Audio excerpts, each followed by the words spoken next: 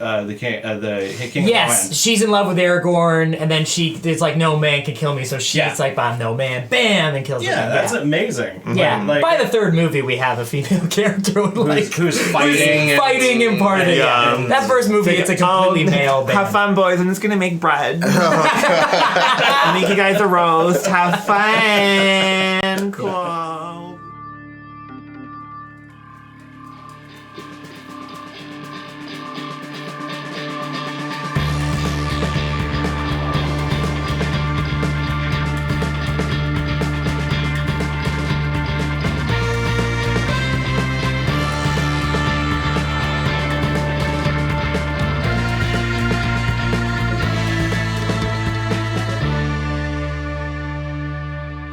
Hello, everybody, and welcome to this episode of Bracketiers, Season 1, deciding what is the best movie franchise of all time. We're on to match number 3. Currently, moving on to the next round are the Marvel Cinematic Universe and the James Bond franchise. Oh. So, Good now, for them. we're going to figure out what we're going to be doing next. Good for them. Yeah. We're going to be figuring out what the next match is going to be, but please subscribe if you like what we're doing here. If you're wondering what the Bracketiers is that we, as UnknownError Films, are gathering together to talk about and discuss what we think is the best of any given subject, doing that with a random bracket-style elimination matchup that has been decided by our audience and community. And so now, the next matchup for today is going to be Peter, if you will. Oh my god, I get to pick again.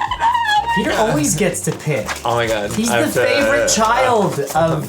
It's true. People like me the most, I think. So, Okay. first, Hey everybody, Marty here, just to interrupt for a second to let you know that we experienced some technical difficulties during the filming of this episode. Some of our cameras died while filming, so you may not see certain angles or close-ups like you've seen in previous episodes. Thank you for sticking with us, and we hope you enjoy the rest of the episode.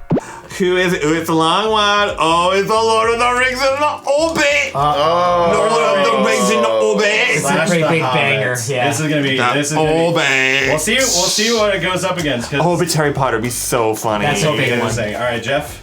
Okay, I'm trying. I won't look either because Oh I my you can totally gosh. see. Ready?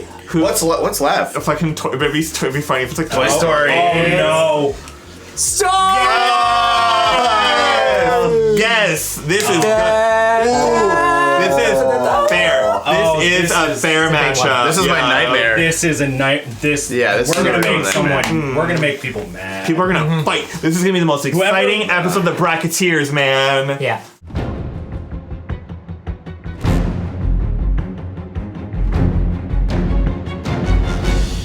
Because honestly, it's been kind of mild. We're like, yeah, this one's obviously better, but this one we're gonna fight. Okay. People are gonna cry. Yeah. All right. I feel like this is a big argument. Okay, Star Wars versus the Lord of the Rings / Hobbit. Now I'm gonna make some clarification about this specifically. Some people might go, why not just Lord of the Rings, the Hobbit, blah blah. If you have continuing actors playing the same roles, Yeah. if you have a continuing story, because these are a prequel to these movies 100%. that carry over, Yeah. they are the same universe. They are the And same Peter franchise. Jackson, he fucking directed them. Directed right? all of it. So, Yeah, so so there's it's an like- it's the interesting same story about it. fucking So we might as well get into it. And also Yeah. there's sequels and prequels in this thing too. there's- Yeah, 10 so movies it's now, so so- fair. I just about revealed my So okay. emotions there. I know you just. I was like, in remember, this? we're doing Star Wars too. Yeah. So okay, there's the first thing I'm gonna say is, I'm sorry, I'm really subjective about Star Wars is my favorite movie series ever, but I can be convinced to vote for Lord of the Rings. Okay. Because this is a really tough matchup. Lord of the Rings is like Yeah. a close second for me. Yeah. Yeah. So an interesting thing, because a lot of people don't know about the Hobbit. So okay, the Hobbit was originally going to be 2 movies. They were going to be directed by Guillermo del Toro, right? What happened was that there was a rights dispute for the Hobbit film rights between Warner Brothers, who has the rights, and MGM, that has the Lord of the Rings rights. That argument and dispute went on for so long that they were doing pre-production for The Hobbit for 2 months without knowing if they were greenlit yet. And by that time, Guillermo del Toro was like, is this actually going to happen? Are we really moving forward? And he was like, well, I have another project that I can work on, Shape of Water. Right. And so eventually at a point where he was like, I have to leave. Like, I don't have the time. I don't know if this is actually going to happen. Yeah. Like, I have other projects that I can go and work on. And so he left. And then when they finally were deciding, Peter was like, I have to, like, we need I might as well step up. Yeah. The Lord of the Rings had 2 years of pre-production. Hobbit had 5 months. Yeah. And then the reason why it's 3 movies instead of 2 is because they finished shooting the 2 movies, and then the studio went, why don't you make it a trilogy?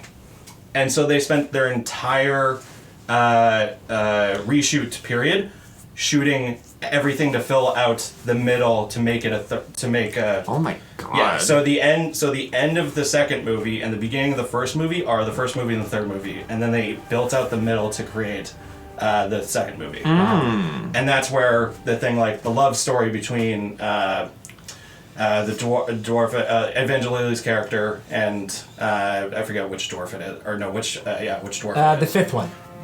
Sleepy. Grumpy. That's where that came from, and a lot of people Yeah. have problems with that story. It came out of that.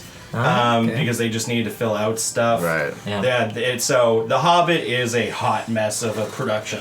Yeah. And if you watch the behind the scenes features, because another great thing I love about The Lord of the Rings, each movie has a 4-hour-long documentary of how the movie was made. So That's cool. cool. It is a masterclass of cinema. It's Those so 3 movies are beautiful. are incredible. They're incredible movies. But so for the Hobbit behind the scenes, you actually get to watch Peter slowly start to be like, Yes. I don't know what we're shooting today, and they're just and they were shooting stuff where the set wasn't finished, the paint hadn't finished drying because they decided the night before what they were going to shoot, and so then they painted the set overnight. It was still wet by the time they're shooting, and they're shooting on green screens, being like, "This is going to be something." I remember that they sent people home. So they're like, Yep. they had this fight scene. There's a bunch of people fighting, and Peter Jackson, is that his name? Yeah. He's sitting there watching it, and Is he's that just his like, name? Is well, I that- just wanted to make sure I was gonna say the right. It is- I don't know what is- names today. I just feel like no. Peter Jackson, Lord of the Peter.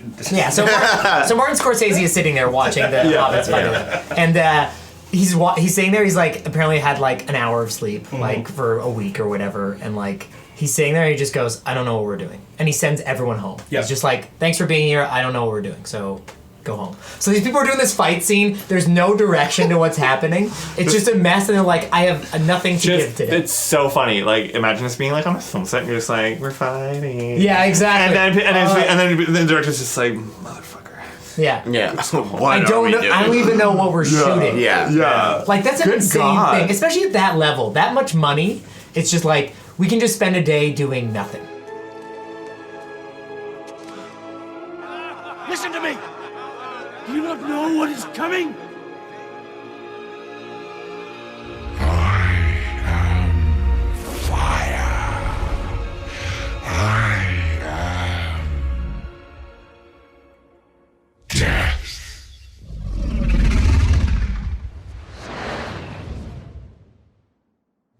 And did we have any of these issues with Star Wars? Yes.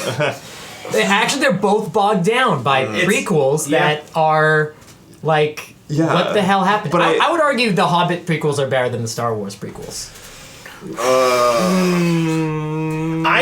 The problem is that I can see great things about, like, in terms of the prequels, in terms of the Hobbit versus 1, 2, and 3.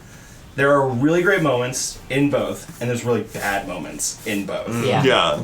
Like, honestly, Phantom Menace is not really that bad of a movie. Well, the thing is, it has great moments. Pod racing. This is pod racing. and 64 Yeah. game, love it. Right. I mean, like that whole action sequence is amazing. Visual marvel of if you watch the breakdown of the visual effects for that scene specifically, it's crazy what they did in the early 2000s. Yeah. Like Yeah. it's nuts. But no, it's acting. It's George Lucas wanting to really just talk about Star Wars politics instead of the heart and emotion of what it should be, the Jedi versus this threat of 100%. Yeah. All this garbage Yeah. gook. aliens that are incredibly undertonally racist. Yes! Oh my god, yes! So many different, not just one species. Yeah, like, right? every single thing Yeah, is like, we're not- let's make each one an offensive stereotype. Yeah. No one will notice. No one will notice. Like, No one will know what I'm trying to say about what I believe about the world. But, Like, like, this is messed up. but at the same time, like the prequel lightsaber battles, all of them. Right. Are great. That's Darth Maul is a very cool character. Yeah. The coolest. Darth Maul is great. I mean, you can say what you want about like the Dooku versus Yoda fight, where they're both basically CG characters. Okay, I was super young when I saw this. I wouldn't stop talking about that fight for so long. I love when Yoda shows up and he he's pulls like, the lightsaber. It's like, and he's like I've rolling, been waiting he's for like, this for 12 years. Yeah. I want to see Yoda fight, and he's just bouncing around like, get him! But as an adult watching it, it's not great. But as a kid, loved it. Yes, Loved it. This is the thing about when people like, okay, the Star Wars community is, I think, one of the worst communities ever. That's right. Yeah. So if you're watching right now, I'm a my huge God. Star Wars fan. Roast us, bitch. Star Wars is why I wanted to get into filmmaking and Yeah. why Yeah. I wanted to create stuff and tell Yeah. stories. Right. But man, the fandom just sucks a lot of ass. Like, But it's like any, like, I guess we'll these touch, These are kids' movies. Yeah. That's what they're meant to be from the beginning. Yeah. Watch the original trilogy. There's a lot of just dumb shit in the original trilogy Yeah. that we love and we throw on rose-colored glasses Yeah. for. Like, if you go into the cantina, there's some of the ants are just giant, or some of the aliens are just giant, like, there's a giant grasshopper. Like, what? Yoda talks in a weird, funny voice, and, like, there's just some bonkers stuff from the beginning that people like shit on now with the current ones, and they make the same arguments, and then you're like, but what about this in the originals? And Yes. like, well, no, but it's the same. Right. But that was Yoda. That's okay because it's Yoda. Yeah. Remember Yoda? He's the most powerful Jedi. Well, It's just a thing of so much. Well, yeah, because Star Wars films were made for children and to like produce a shit ton of merchandise. Yeah, to sell toys. That's something that I will say is a giant positive. Is like we talk about like significance of like with something like Marvel, how it's changed the Hollywood system.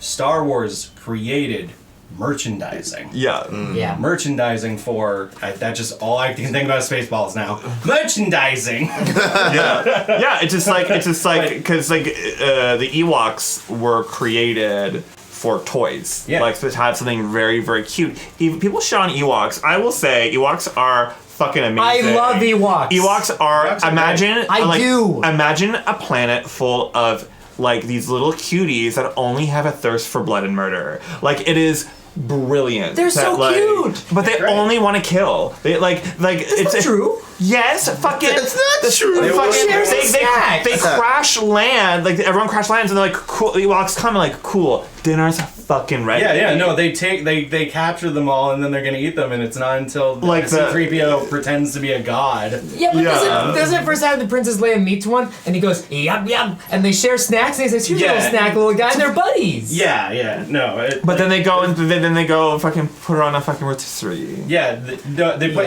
Han Solo and Chewbacca on a rotisserie. Yeah. But like I love it. It's like Ewoks are people are like, ugh, but like, Ewoks are iconic. They're fucking. I love these blood-thirsty critters. I think this is gonna be a longer episode than normal because there's just so much to talk about. Yeah. You can't talk about this stuff lightly. I haven't seen any of the Hobbit movies, so to me, Lord of the Rings is in pristine condition. Yeah. I'm like, we might as well talk about Lord of the Rings. Yeah. It's just unspeakable. It's just acting, brilliance, cinematography, brilliance, visuals, action. It put New Zealand on the map because initially there was just like people just like that's Australia. Like no. New Zealand's also here. I will say, the visual effects studio, Weta Digital, that came from Lord of the Rings, is now one of the biggest visual effects studios in the world. And they work on Marvel movies. They work on all these super high budget movies. Yeah. Because people looked at what they did with like designing, doing all the visuals for Lord of the Rings, and it did literally put them on the map. The characters, the emotion, The relationships, it's just so good. It's just so good. Is there anything we can say that takes away from the original trilogy? Is there anything we can say? Can we say they're too much? Can we say they're too long? I'm not saying that they are long, but I'm not saying also, I didn't enjoy it. I'm saying like, what can we say like taking a critical lens? Yeah, a negative of the original trilogy. I mean, it's completely white. Lord of the Rings is a white universe. Yep. Let's say that first of all. That's Let's go I'm not gonna assume race on the orcs and the Urukais, which is way worse. Yeah. Oh god. And it's also like you have really trees throw people in them, tossing trees. Trees throw people? Yeah, they're fucking Lord of the Rings. There's like the forest fucking. We're talking about yes. Yeah, the trees come alive and they fucking fuck shit up. The trees are iconic. You have no power here, Gandalf the Grey.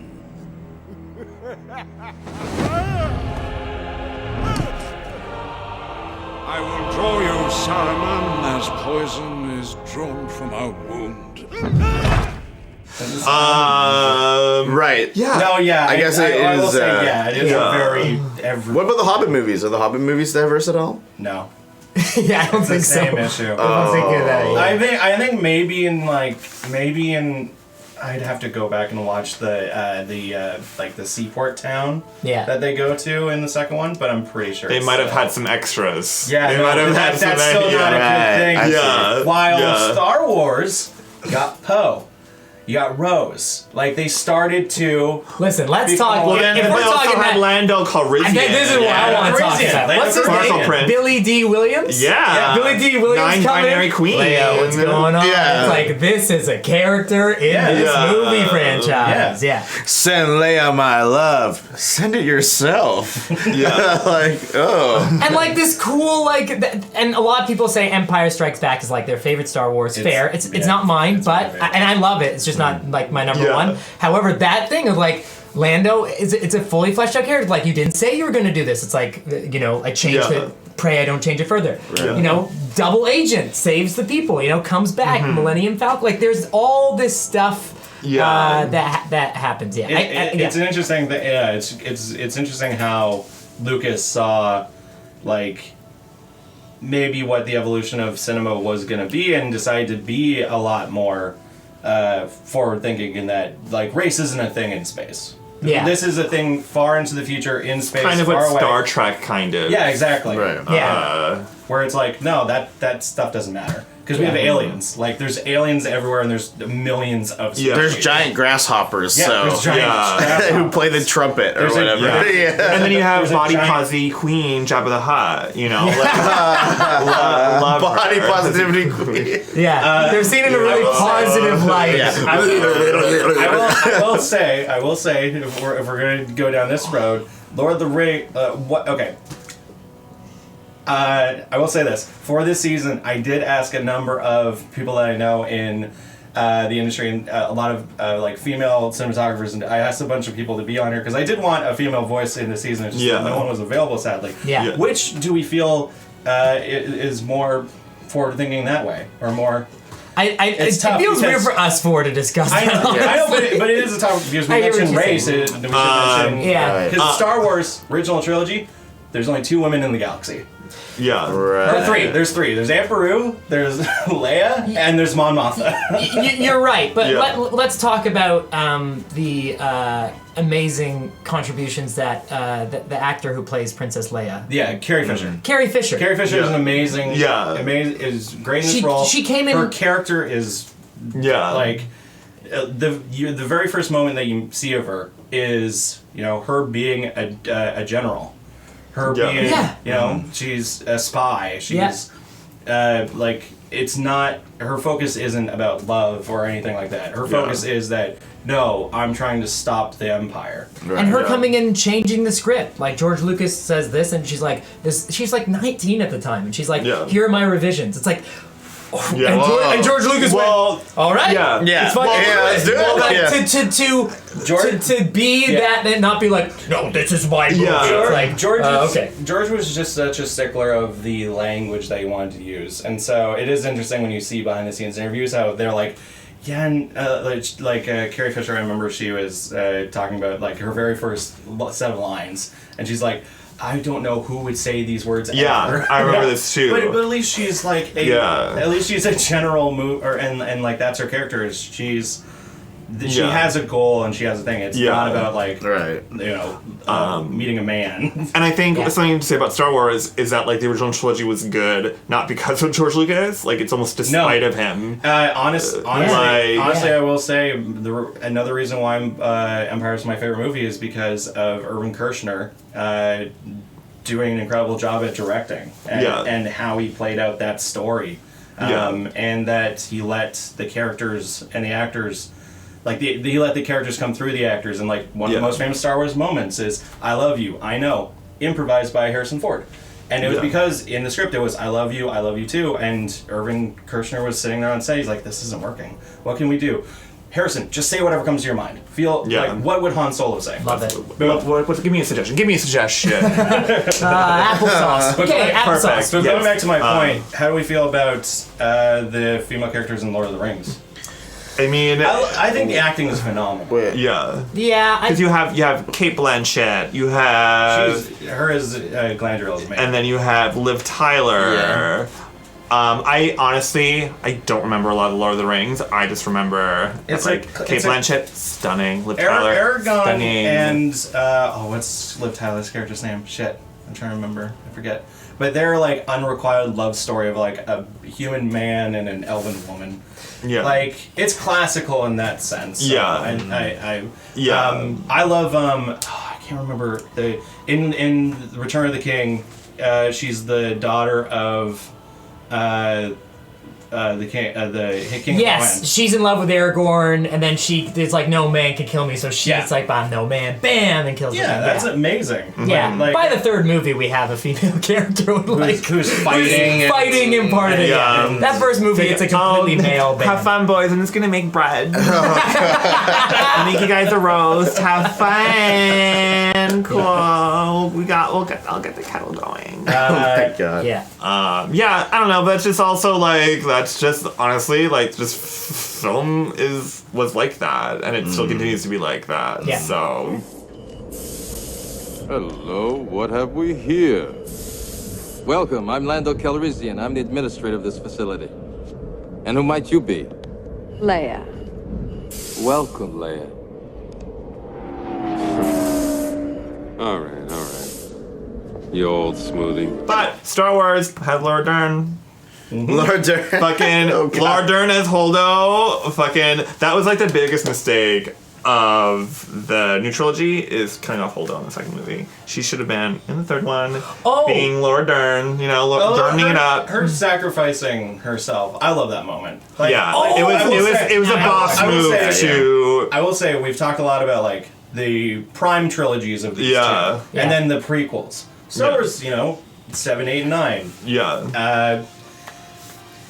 There have been some issues. Yes. And I think now in this day and age, is people can really just argue about what they think of the new movies and comparing them to the old ones, and the fact that people who grew up with either the original trilogy and then who grew up in our age or a bit older who grew up with the prequels. Yeah. It's like the problem I always have is that these movies are meant for children. These movies are meant for children, and like the new trilogy is meant for children. It's tough, as soon as Disney acquired them. It's what's the standalone Star Wars movie called again? There's Rogue One, which is in my opinion phenomenal. She slaps. Yeah, it's awesome. It's a war movie that has nothing to do with the Force, nothing to do with. Are we including like Rogue One Solo into this? Yeah, okay, I'd say so. Yeah. Solo was fun. It just I haven't seen it. It's just meant to be like a fun caper ride movie. I mean. It is a little heavy-handed with like, we're going to explain the entire Han Solo backstory. We're going to explain how he gets his name. We're going to explain how he and Chewie met. it's a little like we didn't really need all of Yeah. that. Yeah. But it's still a fun movie. Like it has action. Yeah. I will say this might be a Spoiler. no. Spoiler. What's it called? Hot take. A hot take. Ooh, spicy. I don't like Donald Glover as Lando Calrissian. I think he's doing a Billy D. Williams impression the entire time. I haven't seen the movie. While the guy who played younger Han Solo actually takes point in like, no, I'm going to develop like what is Han Solo at this age. Yeah. Yeah. And like what is he younger and how did he then turn into Harrison Ford's Han Solo. Well, yeah, Donald Glover is just doing a Billy D. Williams impression the entire time. I think Donald Glover is doing well enough that he won't take it too personally. Oh, no. I think he's rocked everything so well. He's not going to be like, you didn't like me in this one movie? He's gonna walk down to the basement in the comments section and be like, "You dick! I did my best work in this film. Who are you? Have you heard my music? I am the best. You know. But when I we think think, he's fine. when we think about these two series, I feel like yes, Lord of the Rings were good films, but like what has Lord of the Rings done in terms of like culture and like zeitgeist? Like how has Lord of the Rings contributed? Good point. Like in terms of just like. Yeah, I mean, special effects and all that stuff. Yeah. But really, like, people are still arguing about Star Wars. I see Star Wars memes. It's like it's inspired so much. Star Wars completely changed the industry. Yeah. It created this, like, you can be, like, it created this, like, fan film, like, era of filmmakers who were like, I really want to tell a story about this. And it didn't have to be super classical. It didn't have to be... Like, at the time, it was, like, horror and adventure movies, and, like, and the Hollywood system was a lot different, and then Star Wars came in, and it was... Fucking in space. We're in space, bitch. When Star Wars came out, it was the top-grossing movie of all time. Yeah. Until Titanic. And the visual, Lord of the Rings visual effects, you can't compare that to Star Wars visual effects. In the original trilogy, they invented shit that we do now that has been taken for granted. Yeah. And even and you can get really nerdy and talk about how like they basically changed the way that editing works. They Lucas developed a THX, which is like what every sound thing uses nowadays. Yeah. Like Star Wars changed like pop culture. Yeah. Completely. Yeah. It created nerds. Really. Yeah. Right. Yeah. And again, or let them leave their home so they can be Yeah. And while Lord of the Rings, it's based off of Tolkien's work. And Tolkien's work was beloved. And it was a really great, really great adaptation of that work. Yeah. I think I did want to mention for Lord of the Rings, I think there's like, and this probably existed without Lord of the Rings, but I think Lord of the Rings brought this renaissance of like LARPers and people who like create stories of the old days, like people who like kind of the Renaissance fair, like people want to. It did bring back that community, right? It did put fantasy back into a big spotlight. Yeah, everyone kind of living in that world, and that's big into video games now, and you know what? Lord of the Rings walked, so Game of Thrones can run. Run right into the garbage. While Star Wars basically reinvented science fiction. Yeah, right. And sci-fi fantasy, because before that it was like Flash Gordon and some like pulp stuff, and then it was like, no, we can, and like Star Wars. Well, I think it helped define the genre. Star Wars paved the way for things like Terminator. For Blade Runner, Star Wars inspired so many filmmakers too. Of like what was in the behind the scenes for Star Wars. I'm gonna talk about behind the scenes stuff because I love special features and I love watching that stuff. It's my nerd passion. Yeah. But they interview a bunch of filmmakers, and James Cameron said that he was a truck driver, and then he went and saw Star Wars and he went, I need to change what I'm doing. Yeah. And then he made the Avatar. Yeah. Oh my god. Avatar. You know what? Star Wars is canceled. Yeah. Because of Star Wars. That's had one movie and talked about the next two for 15 years. Star Wars has just done so much. Yeah. But the problem that I think about is that it was the original trilogy that did so much, but since then, it's tricky. Like the prequels, the new movies, just have so much issues with them. But at the same time, I like whatever is canon.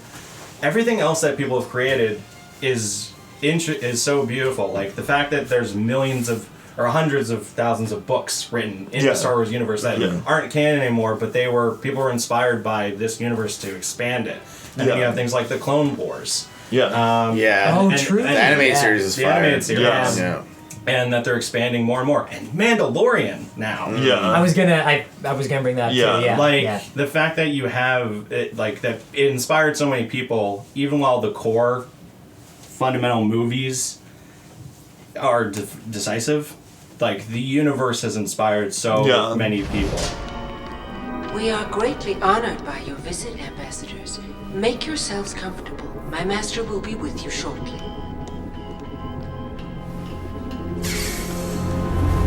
I have a bad feeling about this. This is so tough. This is so tough.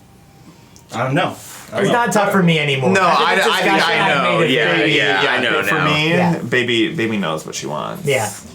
As Baby well. Yoda. Oh my God. We didn't even talk about Baby Yoda. You're not a baby, and you're not even technically Yoda. Are there any babies in Lord of the Rings that are adorable? In The Hobbit? Baby Gollum. Is there a baby Gollum? No. There's just I mean, it would make no sense because it wasn't born. Anyways. Yeah. Baby Yoda is cuter. I saw the meme come out, and then I was like, this is very cute. Once you watch the show, I understand why people are obsessed with it. Baby Yoda is so cute. Every scene, it's a scene stealer, and everything in The Mandalorian is Baby Yoda. It's this thing of... My last kind of thought about these is like... We're talking about what's the best franchise, and franchise involves way more than just the movies. Yeah. It talks about its impact, it talks about its highest highs, its lowest lows, and just what it's done for pop culture and for cinema as a whole. Right. And it's tough because, Star Wars has done so much, but objectively I will say Lord of the Rings is a better cinematic experience, I think. But does that trump what Star Wars has done for culture and everything? I don't think so. Are you saying Lord of the Rings, The Hobbit, because are you saying it's a better cinematic experience on average, based on the Star Wars cinematic experience on average? Yes. Okay, I see. Yeah, it's fair. Yeah, and by the way, the average is like this for the Lord of the Rings and then the Hobbit, so it equals out to. That's what I'm saying. Same with Star Wars, right? That original 3, I'll watch forever, and then the prequels, you have to pay me to watch them.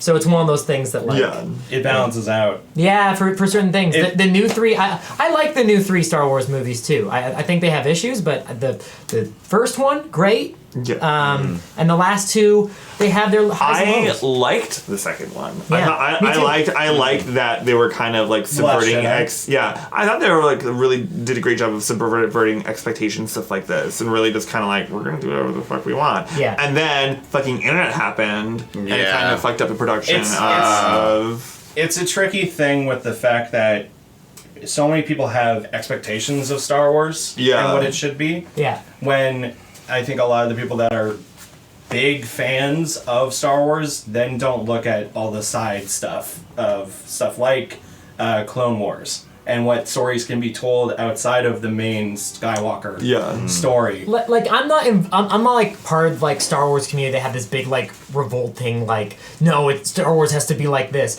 But I did have that reaction. I did like the second movie too. However, just looking from it from a plot-wise standpoint, right? Objectively, what happens in the second movie is you take away the big threats, right? So the first movie opens with here's that big looming threat again. And they could have done something different. What I would have loved to see is who directed Ryan Johnson. Ryan Johnson. I would have loved to seen his third movie. Yeah. What was Yeah. his next Should have been. plan?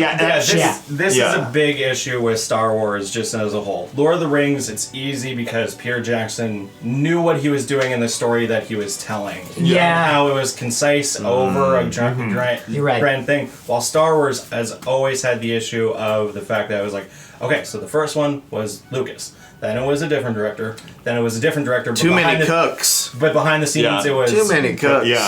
In return for Too many cooks. Return to the Jedi, there was a director, but secretly behind the scenes, it was Lucas and Spielberg kind of calling the shots. Just with the arm being like, Yep. actually, we're gonna do this. Yep. Just do this. For the prequels, it was all Lucas, which a lot of people have blamed that for why It wasn't that good. it wasn't that great because I think it was also at a time where people were like, Lucas is a god, and he had too many yes men. He didn't have anyone to say no. while then, the new stuff is all different creative people all trying to decide stuff, and there's no. I don't think Disney. It's so funny how like Marvel does it perfectly because you have Kevin Feige who makes all of like the grand decisions of like, no, this is how it's going to impact here, and he chooses great people to be able to tell a story within that. While Star Wars, for some reason, Disney can't have a grasp on that. Where they're like, all right, you're gonna have like they should have just had one director for the 3 movies. And to have one whole story instead of like, okay, this director, okay, let's pull this director, let's throw in this different writers and stuff, and so it just became a whole hodgepodge of just creative decisions that don't link up properly. And trying to fix issues that they said and that's it. It wasn't a cohesive trilogy at all. Where like Lord of the Rings is cohesive because it was planned out extensively by Jackson and his team and everybody. So this is a tricky decision, but we have to make it. But we have to make one. I've made it already. So then, I guess the question is, who's voting for Lord of the Rings / The Hobbit? Wow. Who's voting for Star Wars? We didn't talk about the music. Both amazing music. Both amazing music. music. I can't tell you what the theme of Lord of the Rings is, but I can do what I just did for Star Wars. Even like the sound design, like the boobs and the swarms, like those are lightsabers. Lightsabers. The sound design for Star Wars was inventive, and they created new sounds for things that did Lord of the Rings music is phenomenal and amazing, and each character has their own theme, and it's beautiful. But like John Williams. She is that bitch. John Williams. Incredible music. I don't want to say Imperial March. You have the Star Wars theme. You have was it Duel of the Fates? Like in the tavern. Oh my god, And they fucking took that out for the they remastered it and they took that fucking shit out. You want to fun what is it called? Fact? Yes. A little trivia fact? Yes. So that music, that music in canon in the world is called jizz music. And jizz music. You know in Jabba's palace, the blue elephant-eared dude? Yeah. If you look up his canon biography, he's a jizz musician. That's so funny. Honestly, They do have that face. Yeah. So it's like I'm about to not too much for this. Demonetized. It's like the hentai thing where you're like, just kidding. Just kidding. I don't know what this is. This is a tough matchup, but Star Wars. She took it. Took it. This might make some people angry, but that's okay because this is just this is us in this moment. Maybe on a different day, maybe different points were made. It could have swung differently. Let us know what you think and who you think would have roast won. us in the comments. Oh god. And where this would go up. So Star Wars moves on. We have one more first round match to decide who's making it into the semifinals. But you'll have to subscribe. Ring the bell for notifications. So you can make sure that you catch that next week. And also, thank you so much for watching. This has been UnknownError Films, the first season of Bracketiers. Thank you very much for watching. Bye-bye. Bye. May the force be with you. And also with you. And also with you. And with you. Good game, good and game, with good you. game, Good game. Good game. That's no, What? don't. That's Star Trek.